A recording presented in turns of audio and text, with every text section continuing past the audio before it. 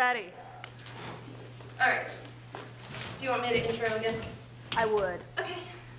This is the Chalky White Substance by Tennessee Williams. We have Luke playing Mark and John playing Luke. And the only gospel writer we're missing is Matthew. Yeah.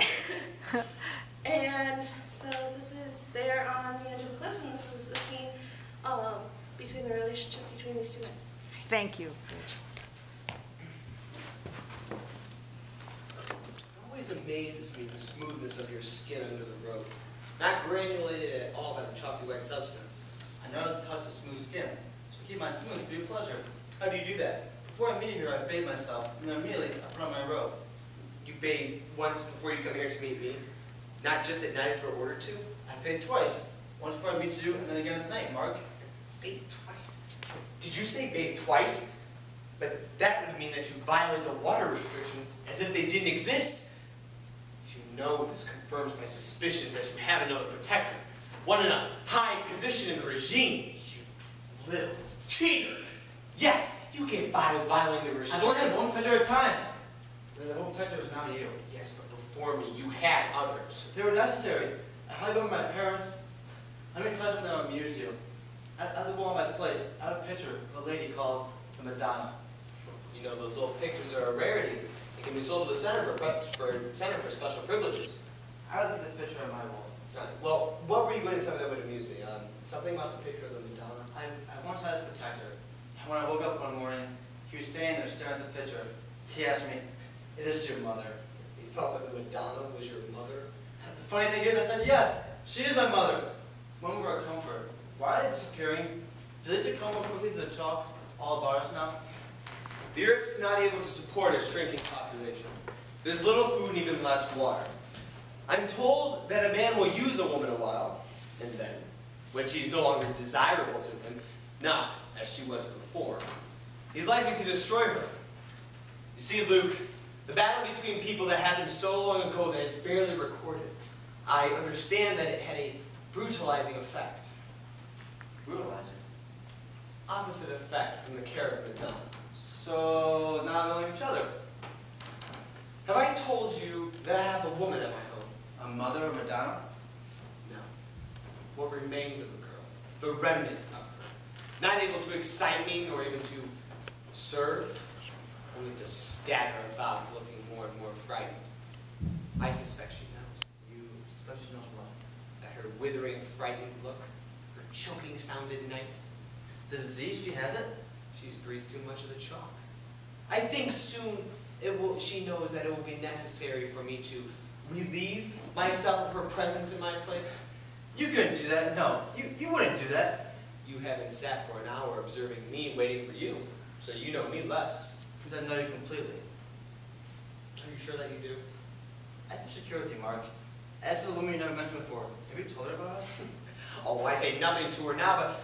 Oh, are you still here? Why don't you go in the corner over there and go lay down and don't cough and don't cough toward me.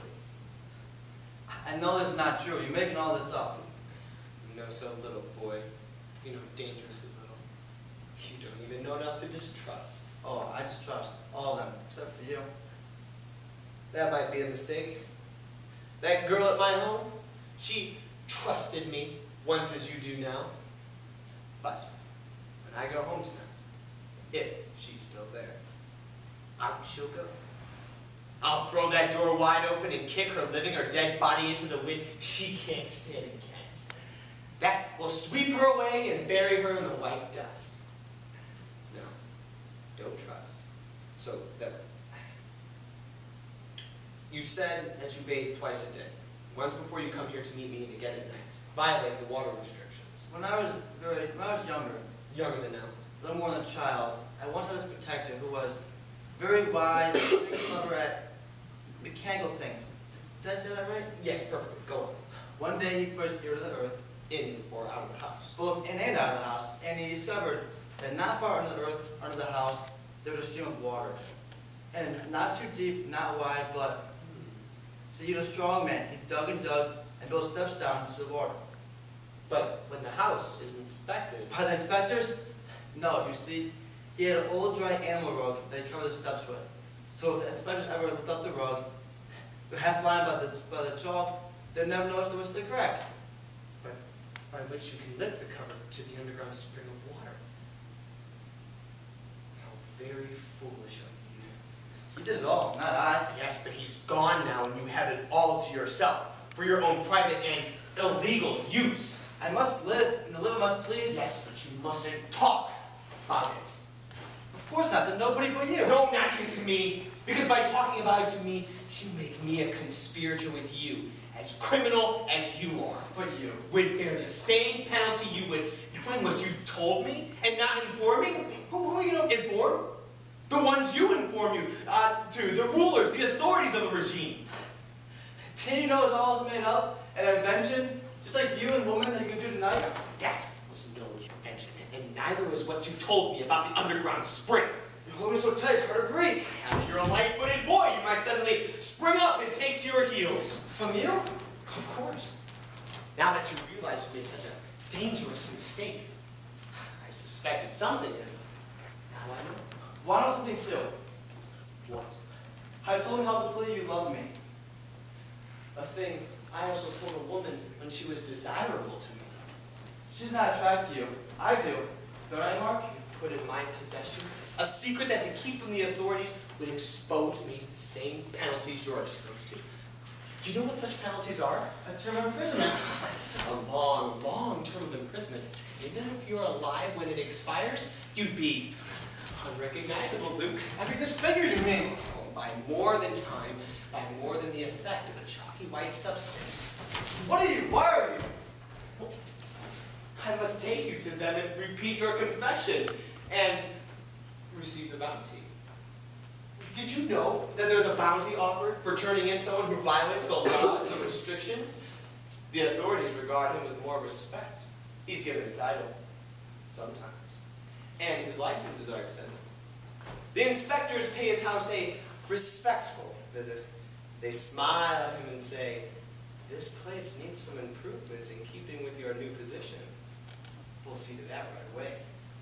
The authorities are vicious. I understand that that's always been in their nature, even before the people of the earth divided into 2 or 3 hostile groups and battled for ownership and rule with great explosive devices.